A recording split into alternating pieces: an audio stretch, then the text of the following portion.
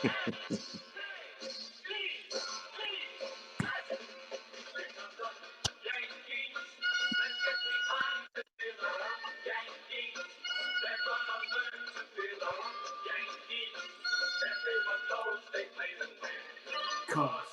they're the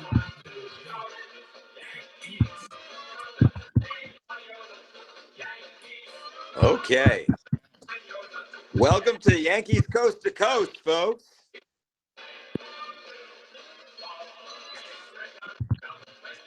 All right, so I decided I'd play the Yankees old school theme song for our theme song today. Welcome to Yankees Coast to Coast. We have two less fans today since two of them are on the show with us. So that's a little bit of an issue. But anyhow, welcome The to the remaining Mic'd Up 8. Bat for those of you. Well, the those of you who want to contribute during the show, just hit the microphone at the bottom, and you can leave a 30-second message to comment on whatever the four idiots on the show today want to say, or whatever they're saying. And also, folks, don't be afraid. You can always do another one. So if you have more than 30 seconds worth of content, we gladly accept something to fill the time. So Yes, help I can tell yourself. you right now, the highlights from Lowlifes, which is only half the well-named show on this channel, should be the lowlights from the Lowlifes. But they do like to make fun of Ezra von, what's his name? Ezra von Mermelschwanz. Yes, who He's leaves a multiple message every show. A local FOS. What is our FOS, Mike? What is an FOS? Well, an FOS is friend of the show. Yes. We have 6 of those, 2 on the show with us today. So as usual, it's Michael Miller here with his partner in crime, Adam Schneider. And today we are joined by Steven Schneider, Mr. Big Head, who is trying to put the bobbleheads closer to the camera so that his head doesn't look so big. And then the man, the myth, the legend, David DiMaio, who at some point during this show will walk us through his hermetically sealed Yankee memorabilia room. But we will be spending a lot of time talking about the Yankees fantasy camp, the recent Yankee cruise, and some other ventures that Dave DiMaio, Mr. Entrepreneurial Spirit Man, has on tap for himself. So what we want to do first is we want to talk about this very busy week in the Yankee hot stove. All right, we're done with that. So the Yankees did nothing again this week, so there's nothing to talk about. Well, I do want to bring up one thing. Wait a minute. Oh, Go back to, ahead. Wandy was an interesting loss to me. I like Wandy. I just don't think the Yankees are going to go 4-4 for him. I mean, it just didn't make sense to go 16 million for Wandy. I think I can almost see they're getting heat for it, but I don't think that that's a terrible move. That's a lot of years, and I think this is one where the Yankees are saying, "You got 4 years. We love you, Wandy. Good for you." Yeah, the Yankees 4 years is a lot of years, but 4 million is nothing. No, not money wise. That wasn't the money. I think it was the years. I don't think this is. The Yankees medical team being experts like they are, since that's what Joe Osty thinks of them. The Yankees medical team must know something. I mean, he's had some arm issues and things like that. So, maybe they know something that nobody else knows. But 4 years is a lot, but that money was much lower. I mean, these guys are signing for $8 and $10 million. These middle relievers, and Wandy's a guy who can get out lefties and righties. But unlike Kramer, I don't think it's that big a deal that they have 3 lefties in the bullpen. But having lefties in the bullpen isn't bad. But I'd rather have quality over quantity. And right now, the Yankees have quantity, not quality, in their bullpen. This is why I wanted to bring it up. I do think that with the health and safety concern that we have in our starting rotation, with anybody not named Cole, they need a strong pen, and I think their pen is fine. I think they have elements of it that are excellent, but it's all health specific. I don't think anybody's guaranteed that they're going to stay. They're going to be okay for a season. So I think they need probably a workhorse, or at least a guarantee of one. So I know it's not a big subject, but the bullpen guys are full of injured guys too. Efros off of off of Tommy John. That's Keel off of yeah. Tommy John. Canley is always hurt. Loizaga was hurt for the last 2 seasons for the most part. I mean, that's a lot of pain and suffering in the bullpen. So we'll see what happens. I mean, they need a. I think for some stupid reason, my big fat gut says that they're going to do something smart and creative and figure out a way to sign Snell on a short term deal. You like that smell move, don't you? I don't necessarily like it, but on a short term deal, I would like it. I don't think Yeah. long term it's the right thing to do. I think if they can get him, but I don't think Boris goes short. But then it gets another 2 weeks. If he doesn't have a job, is he going to sit out part of spring training? Maybe. I mean, he's done it before. So, but I wouldn't be surprised if the Yankees go. If I'm the Yankees right now, I go back with a low ball with a quick 1 year big money offer. I would see if that knocks him back. I would. And they don't I do would that do. because they don't I think would. that way. I would do 3 and 8. I would do 3 and 85 with opt out after the first year, and the Yeah. Yankees would have to pay him an extra $5 million if he opts out, and then an opt out after year 2, where the Yankees wouldn't have to pay him anything. And then obviously it's a 3rd-year deal, so he's getting.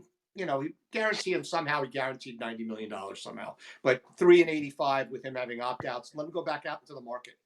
So Yeah. I All right. think that's what they need to do. Well, All right. we'll see. So anyhow, Yeah. for our Enough regularly Yankee scheduled talk. programming, we will talk bobbleheads with Steven first, since he's got 2 creative ones in front of him. Well, I've got my Yankee urchin or some sort of whatever it is from probably about 1960, and he somehow has survived. And then I have much more modern Walter White from Breaking Bad. I have no idea why it has absolutely no relevance, but it's cute. And You kind of it's, look alike, I have to tell you, Steve.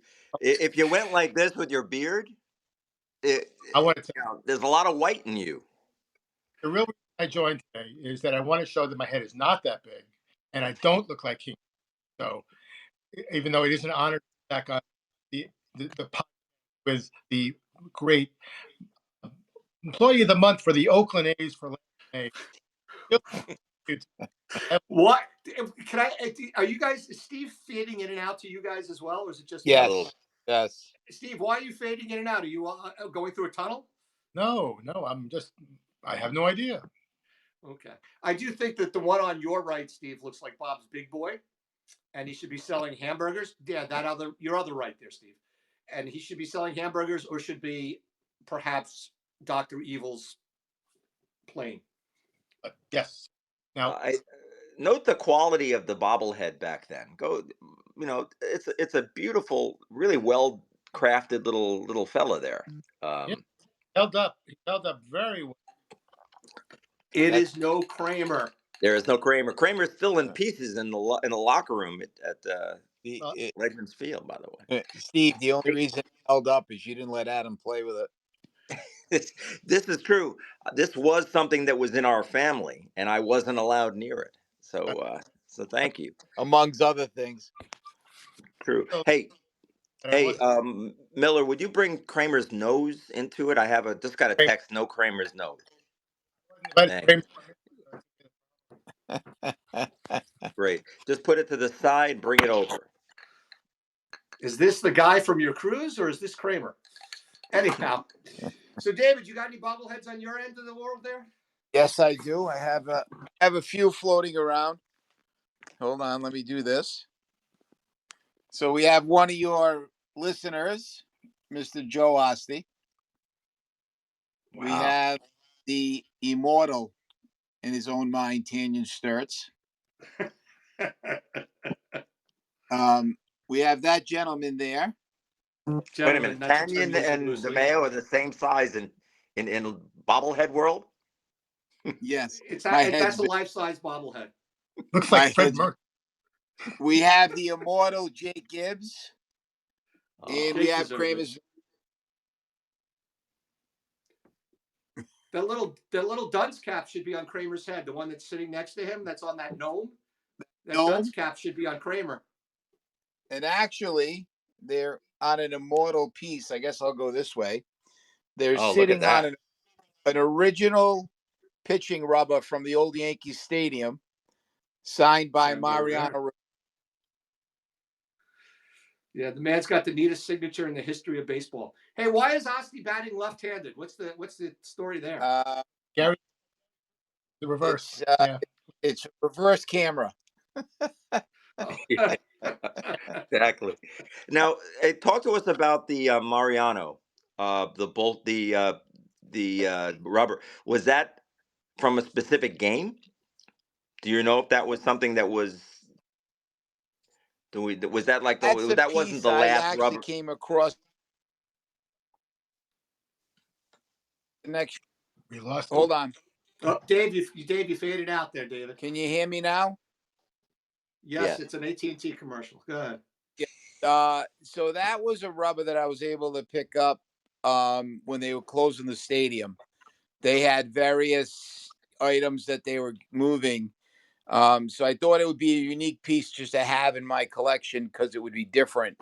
And I believe, I felt that at some point I'd interact with Mariano and be able to get it signed, which I did. And he signed it Enter Sandman. Yeah, he So likes it. it's I have yeah, I got a baseball that he signed exactly the same way. correct. He was gracious, and when he saw it, he was a little surprised to see something of that came from the stadium. Yeah. Well, it's the same size. It weighs the same as you, David. Those pitching rubbers. Actually, it probably was 40 to 60 pounds initially, and I'll I show you this just for a little bit of a. Because it's the side is hollowed out because it's cement, right? Used to yeah. be cement, but I in turn because of shipping and certain things, we took the cement out of it. Yeah, those Interesting. things are really heavy. Even the ones we used at the high school when we redid it. Hey, Dave, what's that? Go back a second. What's that logo on the ground there? On the Where? ground on the carpet. Oh, Show me that logo for a second. what is this double play baseball events you speak of? I think the both of you gentlemen, Mr. Miller and Mr. Snyder, are very aware that it's a business that kind of came out of customer service, I guess would be the best way to put it. That's it. So Yeah, it's we've done a few events with you, David, at Fenway and in another stadium to be named at another time that might be related to this podcast, where we've yeah. got to spend some time with some guys. That'll be another call, another event. But let me ask you something else. Ah, there it is. There it That's is. my signed picture after I caught his bullpen. Love it. Let me ask you a question. I've always wanted to. You've told me in the past. I remember when you brought that rubber. I think you brought it to camp. Did you bring it down Yeah, to that was camp? yeah. Yes. That was, oh my God. That could be 7. It was before he was in the Hall of Fame. All right. 3 So years. let me ask you: when he puts on HOF or as opposed to Sandman, is there a value differential? Like when you're trying to get this stuff signed, you want them to sign some way. I think at this point, let's step back for autographs that are probably players that are pre 80s that were there before the boom. The additional signatures add value. The additional inscriptions add value. Now, if you look at it, the market's flooded, and the inscriptions mean more to the recipient sometimes than it is for the value, unless it's a unique. Got it. I feel that this item, Enton Man, was what he was known for. Song Hmm. they played. That's where this would be unique to me and to somebody purchasing it versus HOF. And there are Got it. some other items, and I can show you this. So you've got A the door. variety here. So you've got that one with 42. Oh, wait a minute. Where am I? Sorry. Yeah, Esteban Florial. There it is. That's worth a lot. That one with 42. That one with Sandman. That one with HOF. This one on an all-star ball. I mean, it's just depending on what your personal like is on some of them. And then I got what this. about Look at that one. what's that? Is That's that a Ron bat. Bloomberg? Was that the That's a Tom? great one. Had him sign the famous Yankee Bat Day bats. Steve, look Yeah. at that. Look at that. Boy, do we have those. I Little can't. League approved. Yeah, right. They have there's a photo in some yearbook, I think it was in the 70s, and they show the outfield with everybody in the stands holding the bat The up. bat up. Did Yep. that- Yes. did And every- if you think about that compared to these current years, that's incredible. Yeah. Yeah, they don't like people running around the Yankee Stadium with, little league sized baseball bats. They don't even give away they sell them, but they don't even give away those small ones anymore. I want to tell a quick story because Dave reminds me of something that back I went to Adams Stadium in '08, the year they closed, and they had a dinner, and we all went. And I won one of the door prizes, and it was given to me. It was a signed autograph ball from remember the Yankee second baseman Pat Kelly back in the '90s. Well, Pat Yeah. Kelly, and as he's handing it to me, he said, that year that Goose got into the hall. So he turns, he said, "Listen, I'm going to get Goose to sign it too." And Goose signed out on the sweet spot. Goose signs, HOF 08. And so the thing is, immediately, the minute I get the fact that Kelly's signatures on it has made it like worth nothing. So like it's like I've got this beautiful. Can I get rid of Pat Kelly's sweet spot autograph because I've got this beautiful ball and there goes, what it. But I have no idea what it's worth. It is remember of it. I don't know why you keep cutting out, Steve, but we have a similar story, David. We were doing an event with Chambliss and Guidry. Yeah. And Chambliss, the guy came over and said, "Can you sign this ball?" And we handed it right to Chambliss and Guidry. And they signed it. And we went to give it back to the guy. And the guy said, "No, you sign it too." And we were like, no, you don't want us on it. But we certainly brought the value down much more than Pat Kelly brought down the value of your Goose Gossage ball. Adam, you signed that one too, didn't you? Were you there that day? Yeah. Yep. Yeah, we signed the ball right next to Chambliss and Guidry. Chris Chambliss, Ron Guidry, Dave DiMaio, Michael Miller, Adam Schneider, and was it Valenza, Joe Valenza. There's the value, Adam, baby. Michael, I'll give you a story. Prior to doing any of this stuff, not even married yet, go down to Atlantic City in '96 in January when they had the blizzard. And they had a 78 reunion show. We got snowed in. So we were sitting in some room and I was playing cards with Dick Tidrow and Ron Guidry. And we were playing a game called Pluck, similar to High-Low Jack. So we played for hours because you couldn't go anywhere. You couldn't get home. You couldn't get out. So this lady walks up and says to Guidry, "Hey, look, my husband's going to be mad. I didn't get home to see the kids. It's Monday. Can you sign this piece of paper?" He signs it, slides it over to Dick Tidrow. Dick Tidrow signs it, slides it over to me. And I'm just looking at the paper and I look up, I look at both of them. They won't look at me. I slid it back. They slid it over. Then Guidry finally says, "Aren't you going to sign it for the lady?" Signed the piece of paper, put just my name, gave it to the lady. Lady folded it up, said, "Thank you." We played cards for another 2 hours. They didn't say a word. I didn't bring it up. They didn't bring it up. I just let it go. And there's my wife sitting behind me, like busting to say something like, "You just ruined the girl's autograph for her husband. They're going to be looking that up and not find anything." I didn't know what to do. You just don't know what to do. That's great. Those are so much fun. It's like I was at camp, one of the camps I didn't play, and I was there early. I think the one when somebody yelled at me for coaching first base, but Osti was there and he wasn't playing. And we're sitting in the in the area, and somebody comes up to us, and I introduced Osti as a former Yankee. And he was just telling stories about playing in the 60s or 70s. It was very funny. Osti had a ball with it. I guess it could almost be Jim Spencer. I mean, he's kind of big.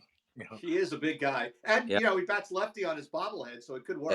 And he looks like that guy. Who's the pitching coach. Willis? Willis? Yeah, Willits. He looks exactly like the pitching coach that Just travels like around with every Fred time he Carter. comes out there, all over Yankee land. What the hell?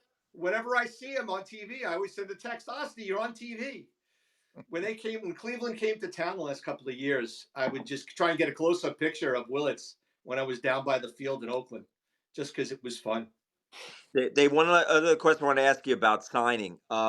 People ask me all the time, should I have it signed in the sweet spot? Does it matter? It's a preference. So the specifics to signing on a sweet spot ball. If you go and have a team ball made up of the New York Yankees, a player will not sign the sweet spot because that's supposed to be safe for the manager. So if you get a team side ball, usually the sweet spot would be for the manager. And that's been said on a few occasions where I've had a ball with multiple signatures on it, and they would say, you got to save the sweet spot for the manager. As far as the sweet spot, it's all display. If it's going to be a multiple ball, let's say it's, I don't know, a home run ball or a perfect game ball, that's just by choice. But usually a single sign ball you want on the sweet spot. Yeah, when you take the balls around to fantasy camp, like that one year that I was collecting baseballs that I was going to give away to my baseball team for the teammate of the week, they all asked me, where do you want? Is anybody else going to sign? And I said, no, sign the sweet spot. It's just you. And then I had them write little messages, like "Go Falcons" for the team that I coached. Sturts had the best message. You know nothing about baseball. You're going to ruin these kids. And then he signed his name. And he threw it across the entire tent. Threw it across to me. I was in a conversation with Gallego, and he threw it across to me. He goes, "Miller," and he throws it across, and I catch it and just continue my conversation with Gallego or somebody, and he's like, "Oh, it was Scott Bradley," and he's like, "What was that all about?" I go, "He signed the ball just like you did." And he's like, "Why'd he throw it to you?" I go, "Because he hates me." And then he goes, "What did he write?" And I showed him, and he goes, "You're going to give that away?" I go, "Absolutely. This is going to be one of the prized baseballs." It was great. Hey, Mike, you mentioned what's the trivia about Mike Gallego? He was Adam's coach at fantasy camp. No, much more memorable, much more important. He's shorter than Adam. No, he will go down in history as the last man number two. Yeah, we're number 2 before Jeter. So yeah. And when he signs at fantasy camp, he puts number 2. Does he really? Good for him. Right. That's Good right. for him. He should do that. I'll never forget when Kramer had his little faux pas at camp a couple years ago. Faux pas. What? He tried to slide halfway to third base. Little faux pas. Kramer comes around and says, "I'm going to take one for the team." He says he says he's afraid of sliding his whole life. And he never wanted to slide, and then he decides to slide about 2 feet, a foot from third base. And I remember looking at Mike's face. Because I had a perfect shot of Mike on the mound, and the minute he went down and the crack we heard, we looked over at Mike, and I've never seen anyone so worried. The look on his face, like he had never seen anything quite like it, comes running over, and Mike's a great guy. He's a very was he your coach this year, Dave? Yes. He was your coach this year, right? Mike's, the pillar of a ball player and a person. A quick story about Mike. He was the third base coach or the bench coach for the the Los Angeles Angels when Jack Madden was the manager.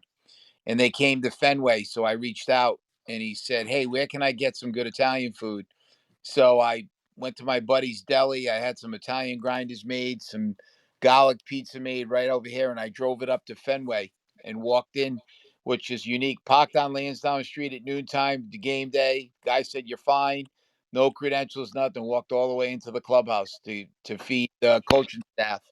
And I got a video or a picture, an action picture of Jack Madden biting into an Italian grinder and loving it. So, but Mike's that kind of guy.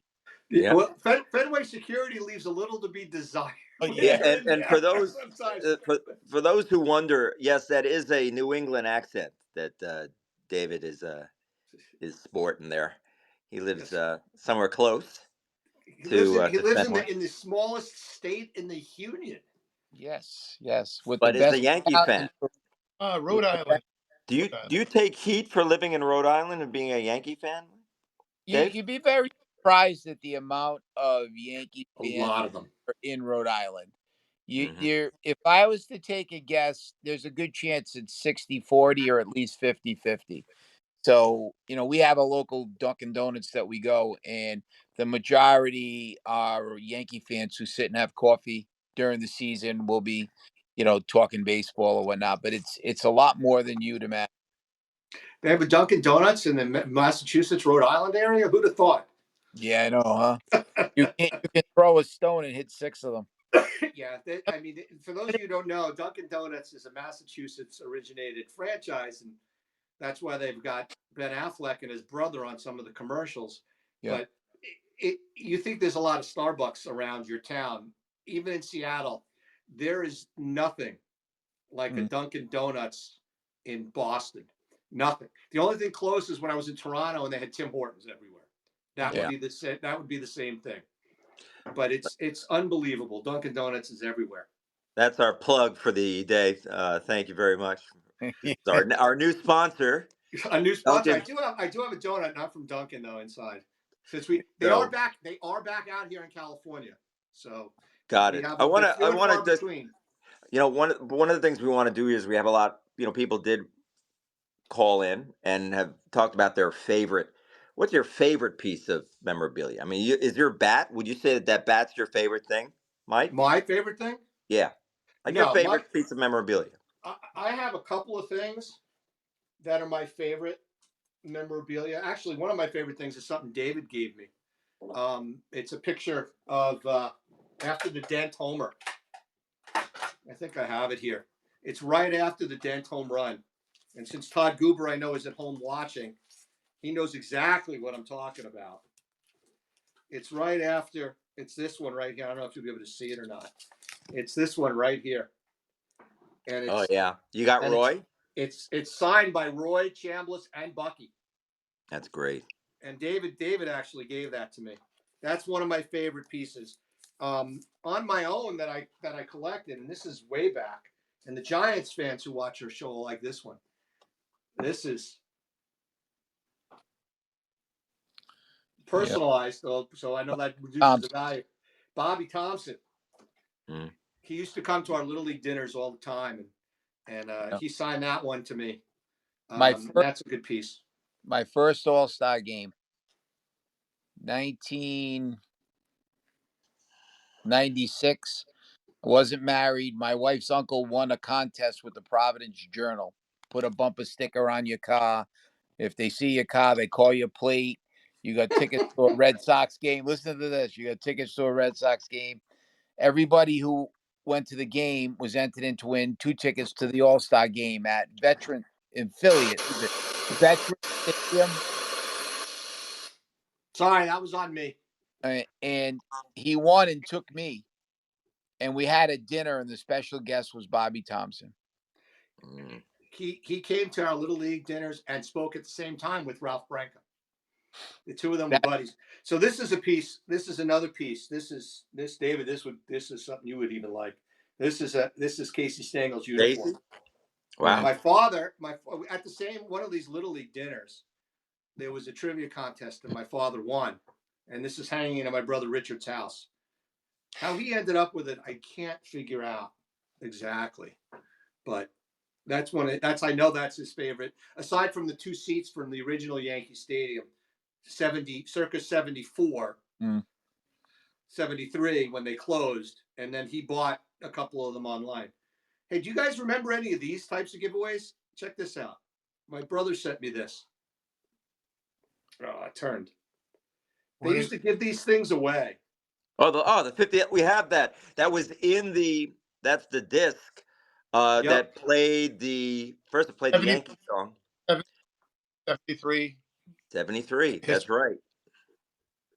Yeah, he got that. My brother has that one too. Richard has that one too. What they did was, and I I'll tell you how I remember exactly because we were at the game. It was the 73 opening day, 50th anniversary, and they had the scorebook from the original opening game, and they had the album, like a little paper piece of paper out or whatever, like a small piece of plastic that was attached to the book, and it played the Yankee song that you played earlier, and then it also had the great moments in Yankee history, like Which the one? I consider myself. today. Yeah, exactly. Yeah, That was a good great one. stuff. That's very valuable right now. I imagine it's not easy to find. No, it is not, because as soon as Richard showed it to us, Todd looked it up, and Todd, in his infinite wisdom, making sure he didn't lose out on any inheritance, anywhere from 15 to $30.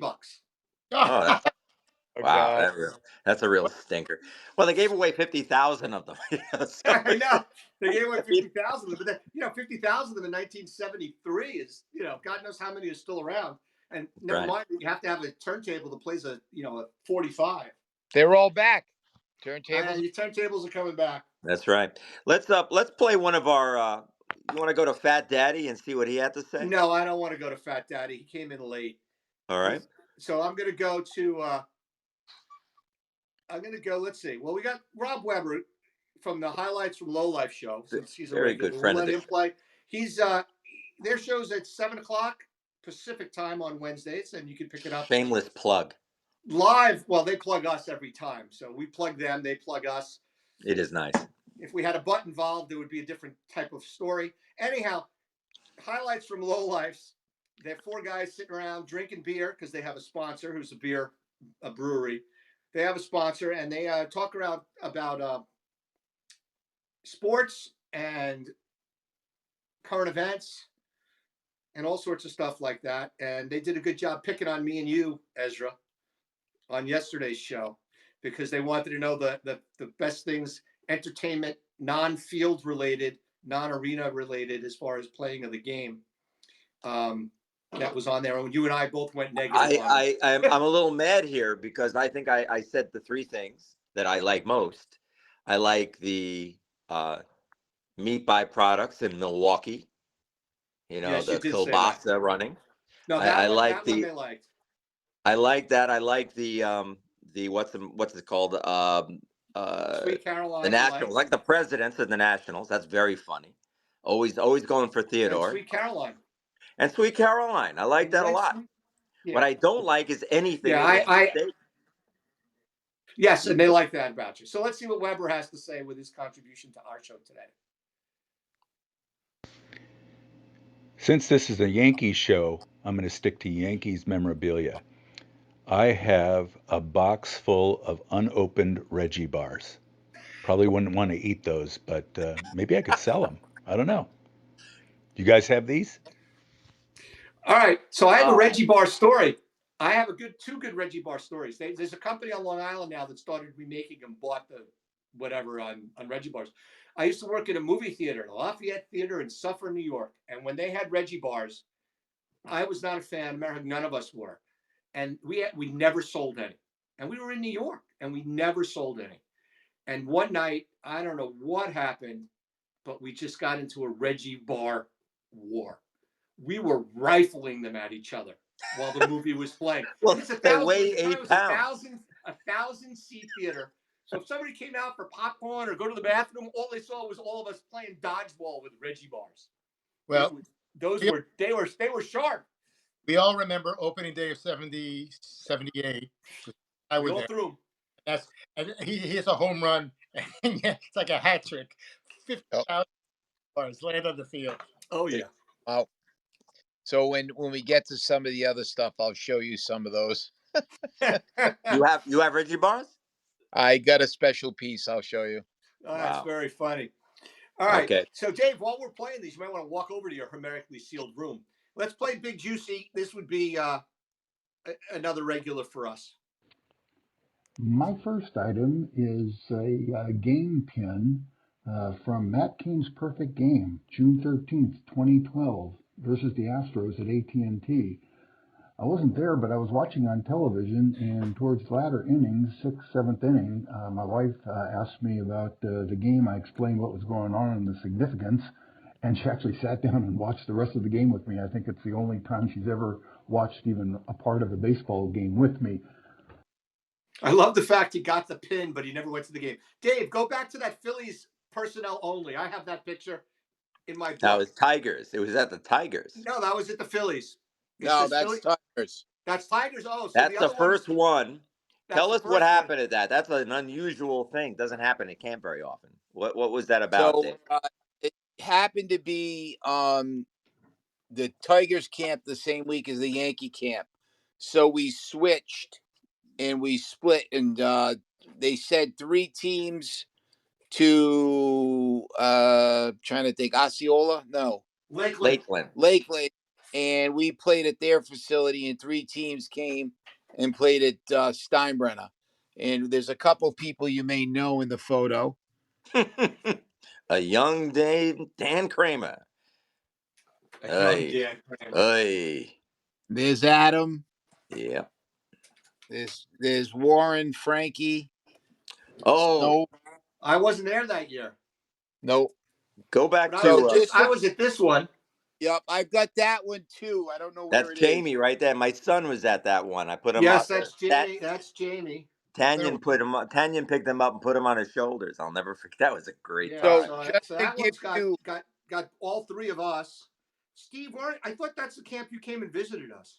Well, That was I was my daughter. My daughter Bianca came to that one. Steve, you came. I remember Clearwater. Yeah. You came to a See, Clearwater and that's one. right in front of Steve. Yeah. It's Well, right in front of. you guys were playing over there, so I just popped down. Yeah. So, Yep. And that was in Clearwater, and it's That's right. right at Steve Carlton Field, right by the sign that says "Restricted Phillies personnel only." all right. Same as So your Tigers Mike, picture. stole the shirt. just so the other side, that's the entrance. So this is the tour we've been waiting for, David. Oh my God. So hold on, let me put some lights on. So I've been to this room.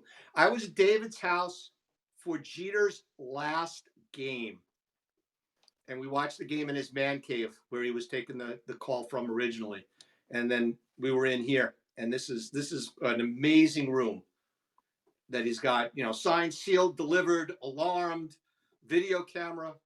So You name it, he's got it. I'll show you the Reggie piece that I put together. So this piece that you have here has the Leroy Neiman that was given out the day at Yankee Stadium, Reggie Jackson Hall of Fame Day. At that day, they gave Reggie bars out. And in the Reggie bar, they put a 3-card series, which is those cards front and back. And that's the ticket stub to Reggie Jackson Hall of Fame Day at Yankee Stadium. And that's put into that. Still doesn't belong. Still shouldn't have his number retired, but that's beside the point. Adam, you were there, right? Yeah. And we got the Reggie bar, and I laughed because it was in a different packaging. The Because it had original the one. cards in it. Had the cards. The original one kind of looked like a dump. The original one's round. I have, believe it or not, the original box somewhere. So Mike, what do you want me to do? So I don't know. Well, let me tell a quick story while I got it, because I've been getting some stuff coming in. I got a story from there's this picture I have. There it is. I got a story from my friend in Boston and our regular friend of the show, Todd Goober. He did have some memorabilia that nobody else on the planet had. Let's just say one day his dad went into his room and found all of the pennants from the Boston College basketball arena and hockey rink in his room. How they got there, Todd had no idea. But let's just say he had to give them all back. It was one of the best rooms he's ever had. So that was, even though I'm pissed at Todd because he was just up here in California, out here in California, and didn't invite me to go to didn't invite me to go to the Warriors game with him and his uncle. So, and his dad was really good friends with Eckersley. And he's got, I don't know if you could see this here. This is his Cardinals jersey. He's got a signed A's jersey, but best yet, because his uncle is Peter Goober. And he sent me a picture of this. I don't know if this is going to come out okay. but that's your Warriors NBA championship ring Nice. that he's got one of, which is a nice piece of memorabilia to own. Beats those fantasy camp rings that we have, that's for sure. Oh, I have a new piece, Miller. I'll show you that last. Okay. Go ahead. What are we looking at, David?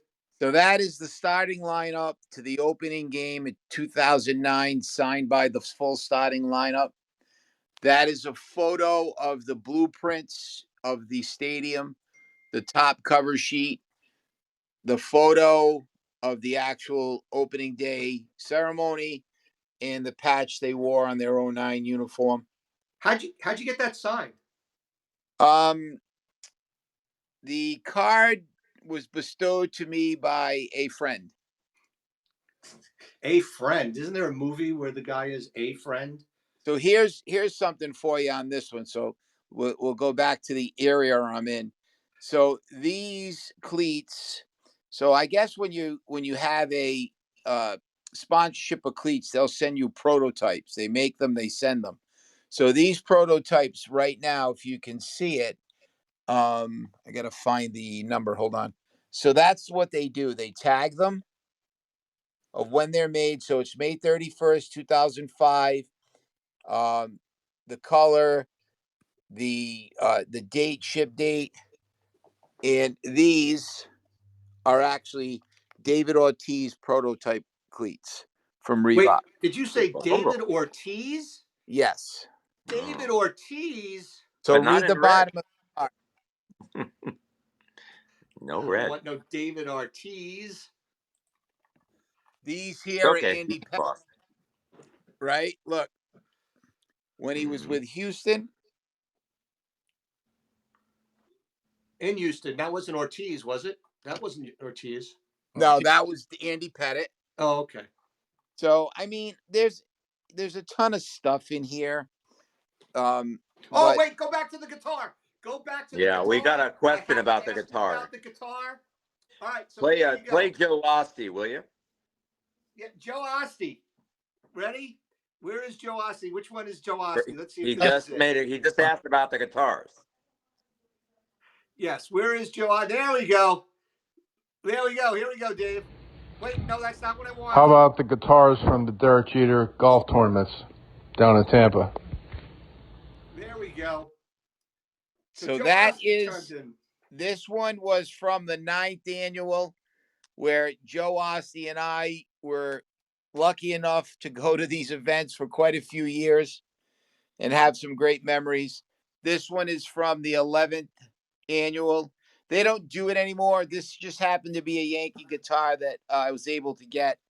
But these are, the one thing we don't talk about, and you guys mentioned, it's not only these items, it's the stories and the friendships that come along with all these items. Yeah.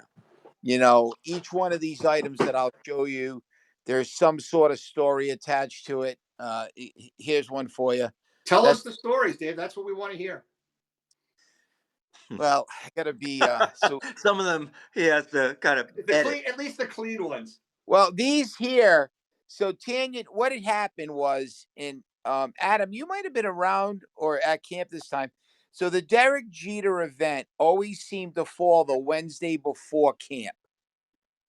And what happened is in my social skills ability, I had no issue calling them directly and would work a deal to sell tickets to go to the launch party, which would always be at either the Hard Rock Hotel and Casino. And we'd go down, and I mean, we met the Entourage guys, Ian Turtle. We met Knicks players. We met at the time, I think one of Jeter's girlfriends was there. It was just incredible. And there were nights that you can't make up. We saw Neo. We saw the Gap Band. We saw Boys to Men. They would all perform at these events. And, Joe Ossie and I must have went to 6 or 7 of them together. Frankie came. I'll never forget it. Frankie came to one. We were waiting for the band to come on, and it was Charles White from the Gap Band. And Frankie was like, "Oh my God, I can't believe it's him." And he was probably like 75, but put the best show on ever. Yeah, those geezers do that. Speaking of the Knicks, I got this from my father-in-law's collection. So for those of you who are Knicks fans, that's That the game Willis Willis Reed? Reed. That's Willis Reed coming onto the court in the famous game where he walked in late, and he wrote that to my father-in-law Herbert. What does it say? It says to Herb, thank you for everything, and best wishes, Willis Reed. He was a nice Nice. man. I met him at a bar. A really, really nice guy, Willis. He was. That's, you make a point about meeting people. That's the other interesting perspective of everybody that we've met over the years. There are some that are just leave an everlasting impression of just truly being a real person and being a friend. And then there's the Reggie Jacksons of the world. But No comment. then again, but like to say some of the stuff, these are El Duque cigar boxes that he signed for me. Mm-hmm. I mean, isn't that the turnstile where you charge attendance to get into that room? Yes. And Mike, this turnstile is from actually Chavez Ravine. Wow. There you go. And this turnstile is from the original Yankee Stadium. Yep.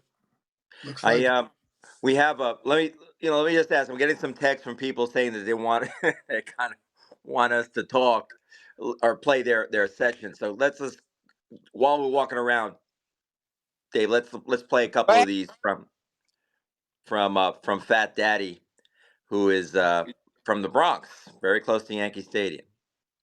Go ahead, Dave. Adam, play one of them. Pick one. What's up, dudes? Okay. Yep, that was a good one. Guys, it's Eric in the Bronx. If you guys monetize the show, you can get paid for guessing, just like politicians and weathermen. Okay. And then his last one is the only one worth a damn. No offense to Fat Daddy. Yeah, I had one of those little bats at that day, and I got arrested for mugging an eel.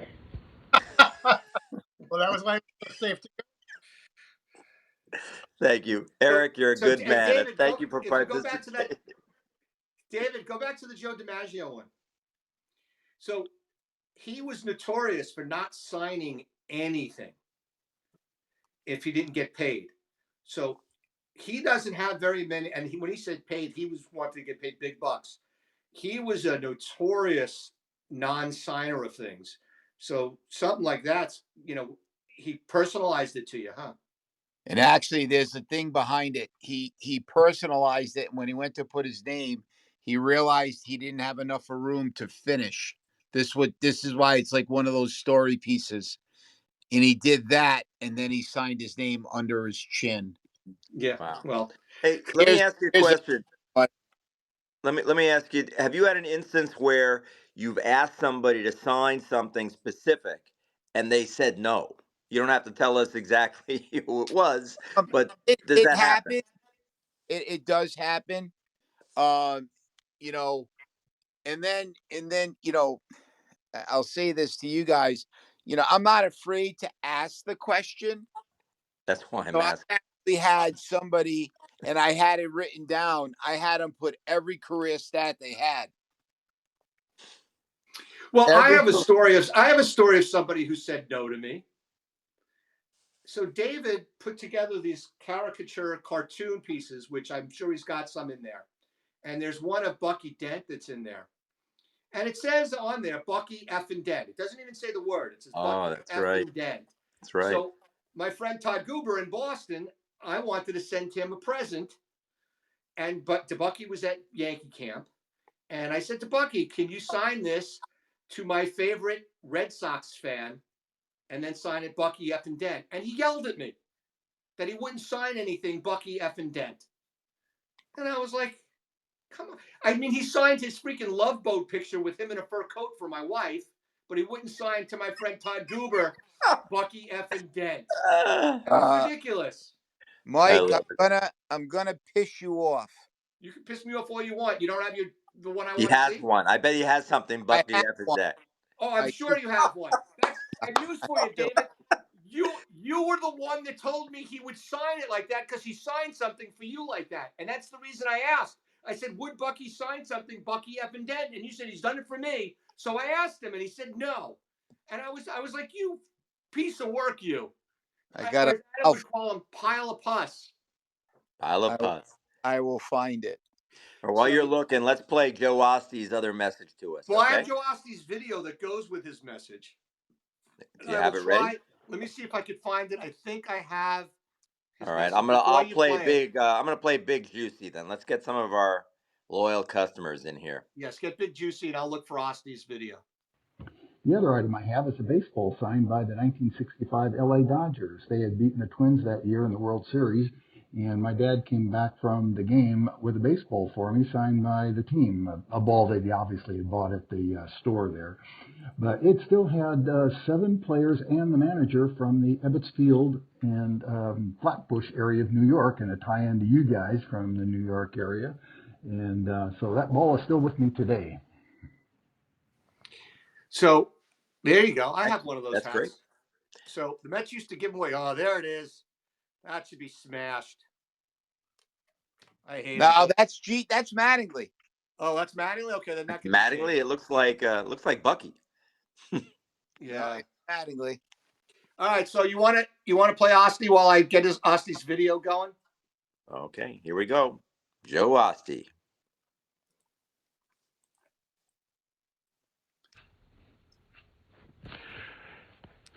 Hey, Mike and Adam.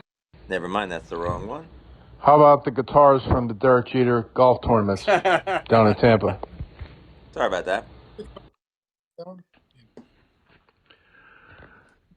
The other ones are picture of a dinner that we had with the Yankees at camp many years ago, and it was Hall of Famer Whitey Ford and also Wade Boggs.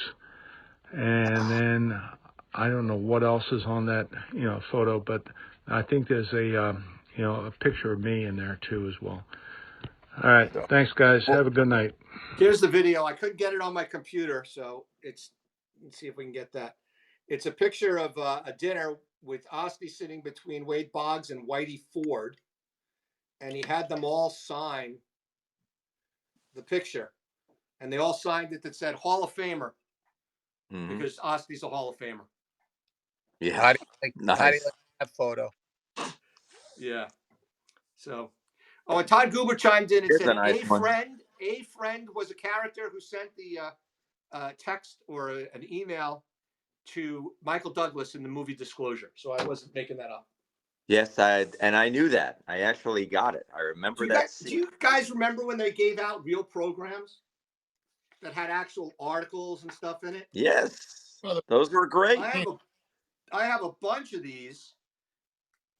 And my favorite piece of this, let's see if it comes out on the video. Can you guys see what this is an ad for? Oh, wow, for hair products. And who hair is that picture replacement of? center. Joe Pepitone. That's great. I can't even see it. You can just tell me. You betcha. It's Joe Pepitone. Joe Pepitone on behalf of Adam and Eve Hair Replacement Center. Adam and Eve. Who remembers that? When I was bald, it was bad enough. The thought of wearing an unnatural hairpiece was even worse. That's why I go to Adam and Eve. They're a natural. First of all, I used to love that he'd actually have his attached to the hat. Yes, and it would be bald head. And he'd lift the hat, and the whole thing would come off. He wouldn't take off his hat when they sang the national anthem because of that. And remember what he said? His line was, "I've heard this song before." Yes, I've heard this song before. I don't have to have it. That's so funny. Oh, by the way, I also had Bloomberg sign something else for me when he was at camp. When I was at camp this last time. This is an oldie. Look at that. They gave this away one day, and it's a really old picture. Bloomberg signed that for me. One of my favorite Bloombergs. And it's upsetting because Bobby died before I could get him to sign it. But I had that great Sports Illustrated from 71 or 72 where it's the Yankees are coming, and or here come the Yankees, and it's a shot of Bloomberg and Bobby Mercer. I have his part signed, but obviously it's one of my all-time favorites. It was a great article.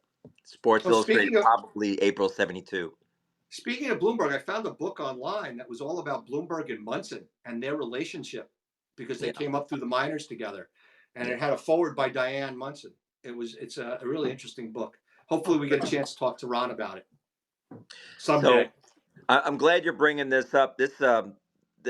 Who signed that?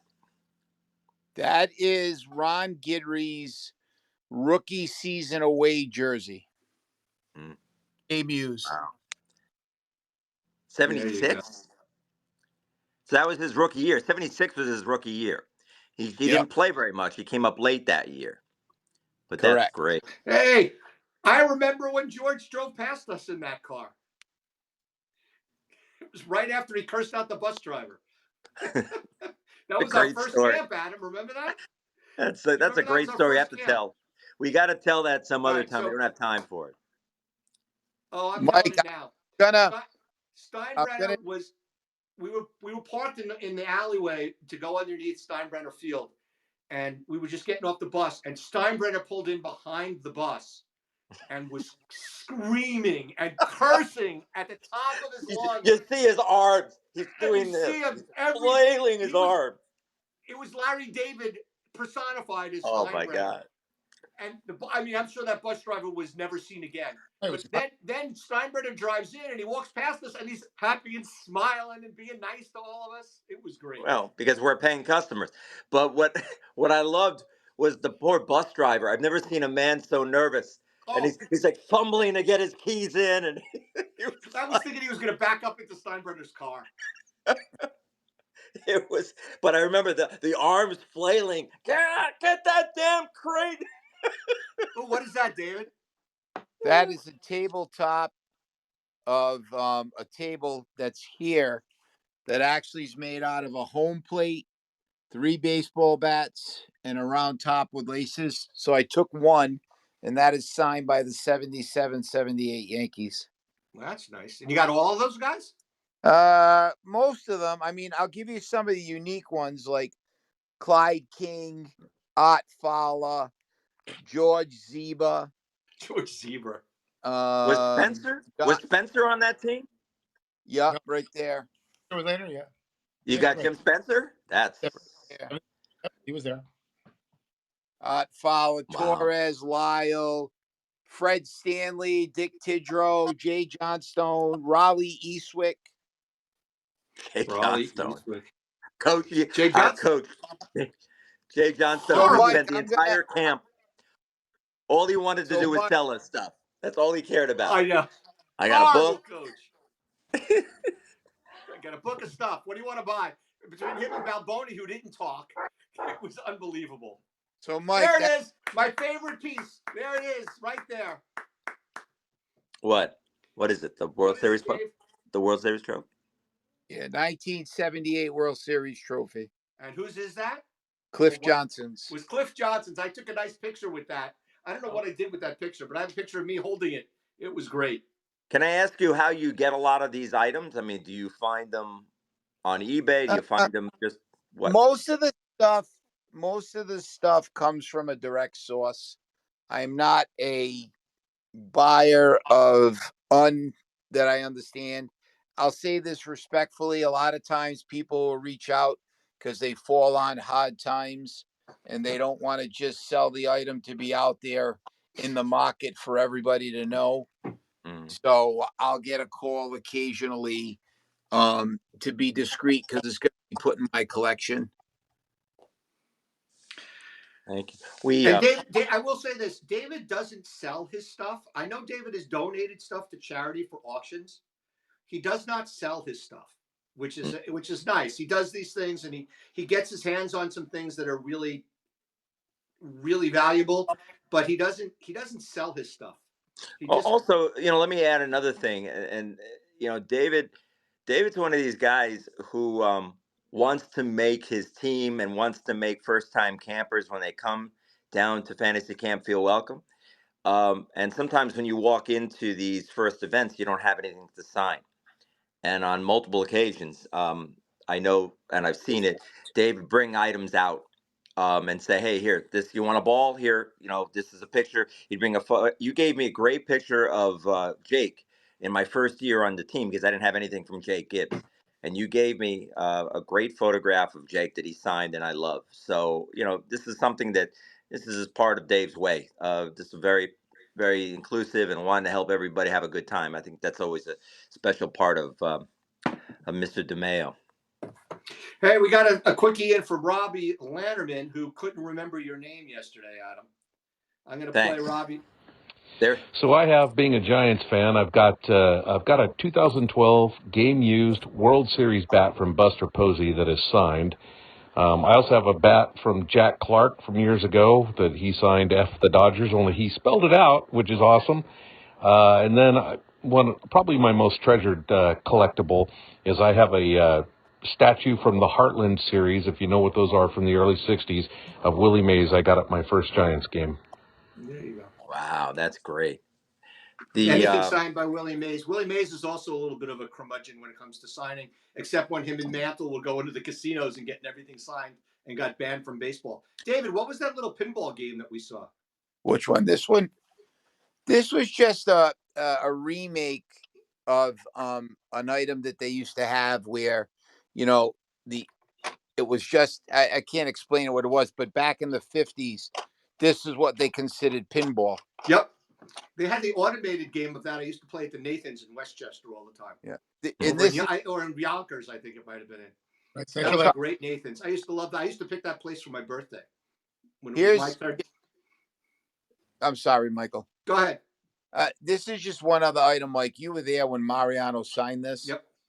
This is, I think it's first base from game used from August 17th of 2009, Mariano Rivera Hall of Fame Day. Yep. And this is the items that, appropriately signed HOF 19. And it says on the side, the plaque on the side of the base will tell you what it's from, right, Dave? Yeah, there it is. Yeah, and I love the fact the Yankees, well, all teams do this now. They put a little plaque on there, and even the A's try and sell their bases the next game in their little game used equipment spot. Hey, there's our man Wade on his horsey. Is that a Posada water bottle? No, that's a bottle of Posada wine. Oh, I thought maybe since he peed on his hands, it might be.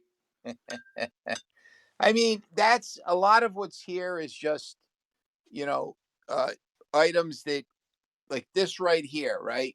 Growing up as a kid, I don't know how many years ago, but we all remember Barry Halpern. Yeah, I remember that. So when his auction went up, it cost like $75 to buy the program. And I wanted something out of it. And this is what I got out of the auction. And I had it reframed. It was a picture signed by Billy Martin, an 8x10, and this sliding door locking bar thing that he promoted. It's just obscure and unique. That definitely is obscure and unique. Here's so here's one thing I picked up. So you guys will all have your opinion, but this is last year's home game used jersey. The first time they've ever had advertisement on the jersey. Yep. So yeah, that'll make Frankie very happy. All right. So David, give us a quick panoramic of the room, and then we're going to call it a day. Okay. But this room is an amazing room. And you know what we could do? We're going to bring you back because there's so much to look at. It's incredible. That looks like Don and Charlie's wall from the restaurant in Arizona that we talked about. It's just a beautiful an amazing room. And he's got all those jerseys and stuff that I didn't even touch on. But it's a great room. And I will say, like we said before, David's real generous about making sure new campers and even other campers get their hands on some stuff to get it signed, because people don't know what they're getting into when they go to fantasy camp. And it's just a terrific thing that he does for the new campers and stuff like that. And as he becomes more active in the camp, I think the new campers will have an even better experience when they come to camp, because David will know, he knows what people want. Also, David runs, you should tell everybody, we should say David runs does a lot of activities at the pre-camp as well, and works with the women's camp too. So, I mean, how many innings do you catch when you play, when you do camp? How many innings behind the plate do you normally at women's camp? Just camp. It's 72. Hold on. He was told there'd be no math. Yeah, just about 80 innings of the men's camp, but if I do a women's camp, it's usually about 100, 105. Yeah. So Because you do both sides. And That's as a we lot. said in a previous podcast, David is responsible for the single best event at Yankee Camp, which is cigar night, and it's also now usually is a tasting night for some type of liquor as well. And I will say this, I will take the initial credit when they had asked to do it, but I think it's become how do I say this? Like one of its own growing items. I think that they realized what a night it was and what it means to everybody. So now the Yankee staff has it there. They've had further the relationship with J.C. Newman to avail these events that basically the greats leave. The greats love. I mean, Mike, you can explain it that, most of the time the greats sneak out when they can. They want to go rest. They've been on the field all day. Yeah. This is one of the events that they sit there and they'll stay until the night's over. Yeah, I mean, you just sit around on the couches, on the lounge chairs, outside, and beautiful in the stadium. And if it's great weather, and even last year when it was bad weather, Kramer was able to get a lot of people. It's just the best event because it's so relaxed, it's so laid back. Everybody has the same feeling about the cigars. You smoke a cigar, and you just have this feeling of, I have no cares in the world. It's that kind of night, and that's what makes that night the best. So I want to thank David. Usually the first night of camp too. I think it's normally when the weather is good. It's the second. It's the Saturday. It's that Tuesday night. So Correct. It's like everyone's really just had their first baseball day. They're exhausted. Everyone's pretty wiped out. There's already the injuries haven't quite gotten to everybody yet. So it's a really a great. I loved it. I've only done two, but they're a favorite. I look forward to them, and that's why we wanted to have Kramer do the event because we knew it was so. And when I don't go to camp and I go down early, I usually stay through Tuesday night just to go to the cigar night because it's the best night. All right. Anyway, I want to thank Steve Bighead Schneider. Thank you, Steve. The rabbi and life-size bobblehead, Dave DiMaio. Okay. Thanks for having me. Adam and I will figure out what we're doing next week. I have no idea. Or maybe we won't. Maybe we won't. Sometimes we just come out here and talk. Well, that gets us in trouble. Hopefully by then, maybe the Yankees will do something, or one of us will have won $1 billion. It's Thursday. It's going to happen tonight. It always does after the Thursday show. night. Before we go, let me check real quick, see if there's any news. The Yankees signed anybody? I've been looking. Nope, nothing, because they do it on Thursday nights just to piss us off. We're going to have David have a talk with them so that they don't do that to us anymore. Thank you, folks. Have a great night. Have a good night. Thanks, everybody. Thank you. Bye-bye. Bye.